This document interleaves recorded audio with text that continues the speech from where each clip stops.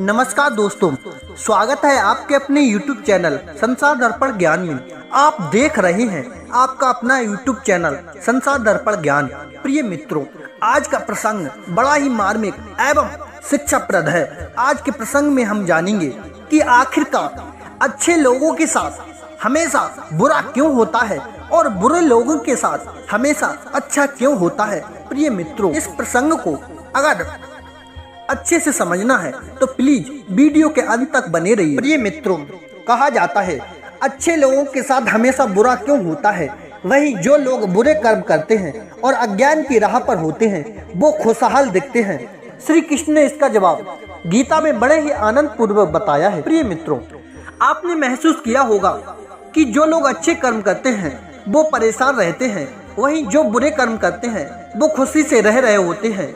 अच्छे कर्म करने वाले परेशान होते हैं कि आखिर उन्हें इतनी परीक्षा क्यों देनी पड़ रही है, जबकि जो अधर्म की राह में है वो खुश हैं और जिंदगी का लुत्फ उठा रहे हैं। प्रिय मित्रों, भगवत गीता में वर्णित कथा के अनुसार जब भी अर्जुन के मन में कोई दुविधा होती थी तो वो श्री कृष्ण के पास पहुंच जाते थे।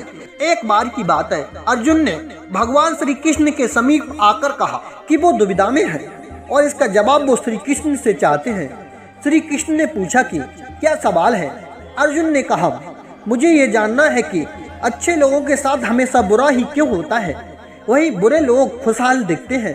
अर्जुन के मुंह से ऐसी बातें सुनकर श्री कृष्ण मुस्कुराए और कहा, मनुष्य जैसा सोचता है और महसूस करता है वैसा कुछ नहीं होता है, बल्कि अज्ञानता की वजह से वो सच्चाई नहीं समझ पाता है। अर्जुन उनकी बात समझ नहीं पाए।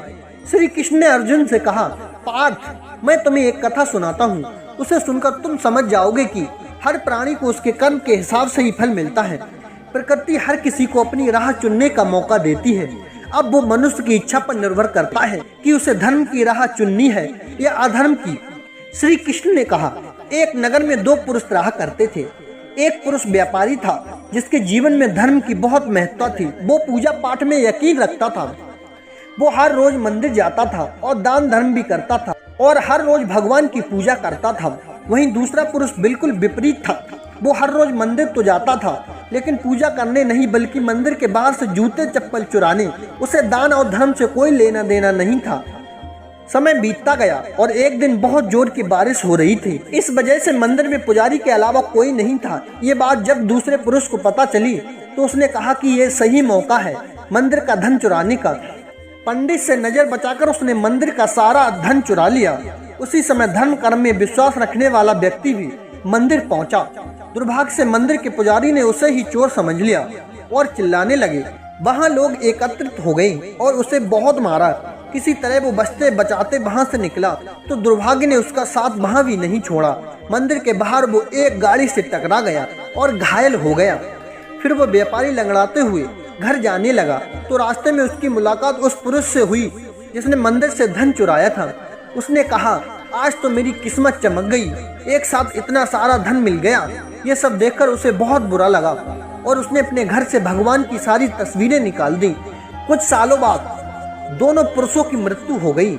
मरने के बाद जब दोनों यमराज की सभा में पहुंचे और भले पुरुष ने दूसरे व्यक्ति को देखा तो उसे बहुत गुस्सा आया। उसने क्रोधित होकर यमराज से पूछ ही लिया, मैं तो हमेशा अच्छे कर्म करता था, दान में विश्वास रखता था, इसके बदले जीवन भर मुझे अपमान और दर्द ही मिला और इस व्यक्ति को नोटों से भरी पोटली, आखिर ऐसा भेदभाव क्यों। इस पर यमराज ने कहा, पुत्र, तुम गलत समझ रहे हो।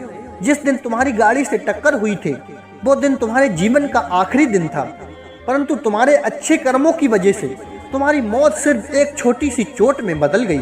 तुम इस दुष्ट व्यक्ति के बारे में जानना चाहते हो। दरअसल इसके भाग्य में राजयोग था, मगर इसके कुकर्मों और अधर्म की वजह से वो सिर्फ एक छोटी सी धन की पोटली में बदल गया। कथा सुनाने के बाद श्री कृष्ण अर्जुन से कहते हैं, हे पार्थ, क्या अब तुम्हें तुम्हारे सवाल का जवाब मिल गया।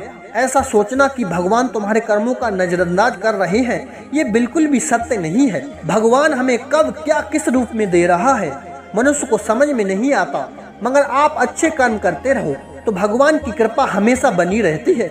इसलिए अपने अच्छे कर्मों को बदलना नहीं चाहिए, क्योंकि उसका फल हमें इसी जीवन में मिलता है। इसलिए मनुष्य का फर्ज है कि वो हमेशा अच्छे कर्म करते रहे, क्योंकि श्री कृष्ण ने गीता में भी बताया है कि किसी के द्वारा किया गया कर्म बेकार नहीं जाता है, चाहे वो अच्छा हो या बुरा। प्रिय मित्रों, यदि आप हमारे YouTube चैनल संसार दर्पण ज्ञान पर नए मेहमान बंधु बनकर के आई हैं, तो प्लीज हमारे YouTube चैनल संसार दर्पण ज्ञान को सब्सक्राइब जरूर करें और बेल आइकन वाली घंटी को और जरूर करें।